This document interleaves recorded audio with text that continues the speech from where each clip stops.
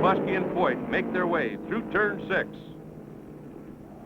Alonso stars again. This time he clears the hay bales with ease in turn number 8. A.J. Foyt has the lead in the final laps.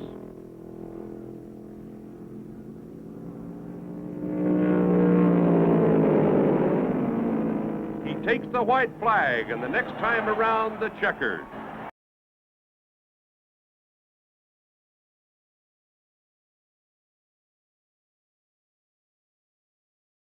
Perhaps has lost the will to really try all out again, though I find that hard to believe because he is one of the great competitors in the history of NASCAR racing.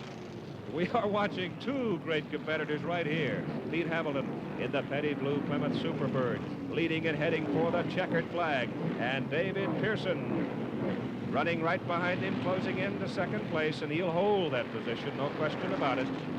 And Pete Hamilton has won his first major NASCAR victory, the Daytona 500. David Pearson is second in a Ford, and Bobby Allison third in a Dodge, and we'll go to victory lane in just a moment.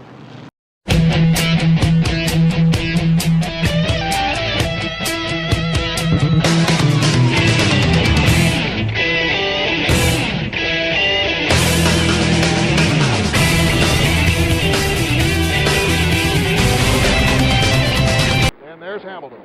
And again, I will repeat it. If Bobby Isaac is leading Pete Hamilton, Hamilton has to make up 5 seconds with 1 lap to go. The white flag has been given. And now we will see who gets the checker. Maybe that will give us the clue. Maybe. About the only thing we have to go on right now. I'll bet you that the $100 checks have already been written for the protest, though, both bits, just in case. Right, here comes Isaac. Now, watch very closely. He didn't get it. He didn't get it, and if the checkered comes out now, there it is. It has to be official now because you saw it with your own eyes. It dropped in front of Pete Hamilton.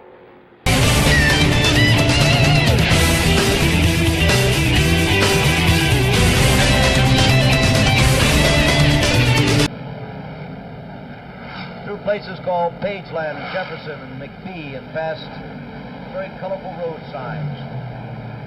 And then you reach the Darlington Raceway, one of the meccas of automobile racing, where right now David Pearson is about to take the checkered flag. It'll be victory in the Rebel 400, his second victory in this race. There it is, it's all over. He won this race 2 years ago, and now he has won again. We'll be back, hopefully, for a word with the winner in a minute.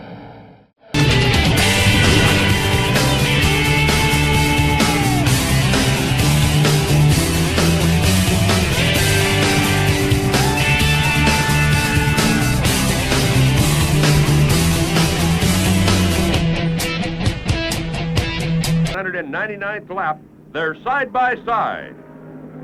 They both take the white flag. It could be either Pete or Cale to win.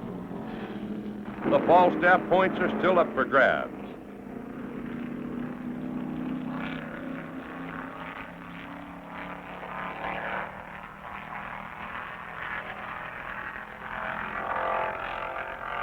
Pete Hamilton gets the lead on the back chute. But as they come into turn 3, Yarborough drives deep and gets the edge.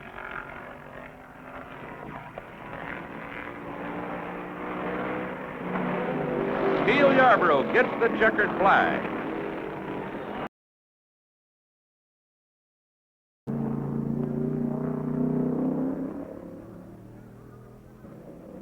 Don Knoll in number 88 gets off the course in turn 6. Richard Petty hangs on to the lead, takes the checkered flag, and wins the Falstaff 400 and a purse of $14,000.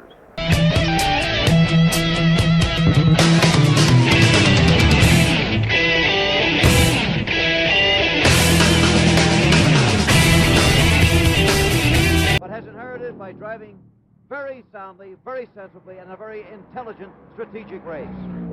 Buddy Baker there, who's won only 2 races in his 12 years in the NASCAR circuit, will not win this one.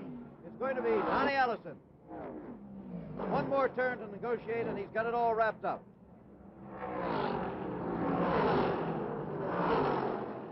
Here he is, one of the prize of Hueytown, Alabama, coming to the checkered flag. Johnny Allison has won the Firecracker 400.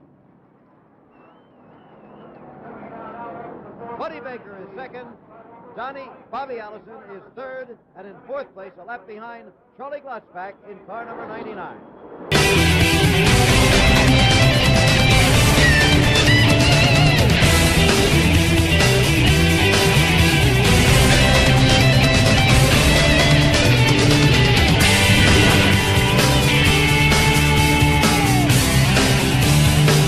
Didn't like the looks of the racetrack, didn't like the looks of the day, didn't like the idea he had a race last night, and he lost last night, by the way, by a half a car length to Richard Petty. He was in a real bad mood before the race, in other words. He should be happy now because there it is, there's the checkered flag.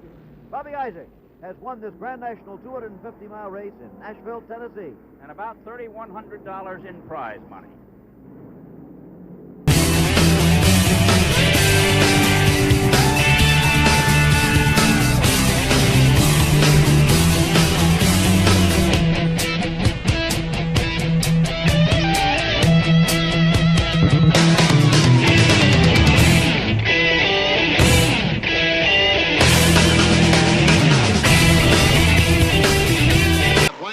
It's just about half of that as he comes around with half a lap to go.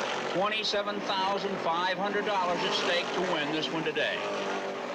And Buddy Baker has not won the Grand National NASCAR race since Charlotte 2 years ago. And this is going to be a very big win. The checkered flag is out.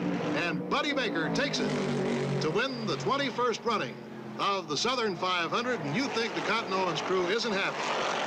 Whether there'll be a celebration tonight in Darlington. So the way things wound up, it was Buddy Baker in front, then Bobby Isaac, then Pete Hamilton, then David Pearson, and finally Richard Petty wound up in 5th place.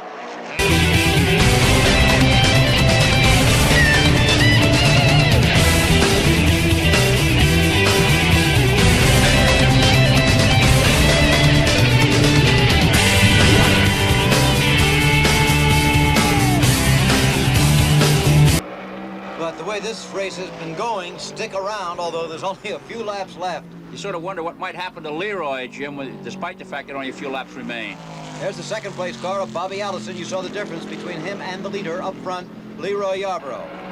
Look out, another blown engine. This is number 39, Friday Hassler of Chattanooga, Tennessee, and he's really spewing oil. The yellow light came on immediately, and the yellow flag coming out, as we say, there are not very many laps left. There's going to be a problem getting this track cleaned up in time to get the green out again. That's right, and Fred Lorenzen had just moved into 3rd place in the same lap with the leaders when this happened.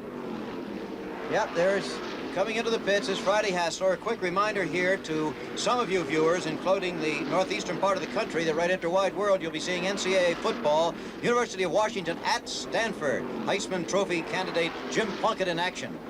Be sure to stay tuned for that. There's Fred Lorenzen into the pits right now. He tried to make that a 1-second pit stop, it looked like. They're just too short. What they're doing there is trying to get him set up for a late race surge with fresh rubber on the outside. Remember now, when the yellow is out, Jim, a lap is never lost by an alert pit crew. They send him out, he can speed around and tack on the back, and the field is pretty thin now. So Freddie's going to be ready to charge when the green comes out. He can dream anyway. You wonder what's running through Bobby Allison's mind right now. He probably figures he could have easily gone by him if he just had one more lap. Most frustrating thing in the world for a race driver. Kind of vaguely reminds me of the time Dan Gurney pushed his car across the finish line down Daytona. Remember that one? That's right. But this is a different situation, and there's the checkered flag even being waved slowly, indicating that Leroy Yarborough has won the National 500 here in Charlotte, North Carolina. There's Junior Johnson, the winning owner, himself a great driver on the NASCAR circuit just a couple of years ago. One of the great characters in stock car racing in this country.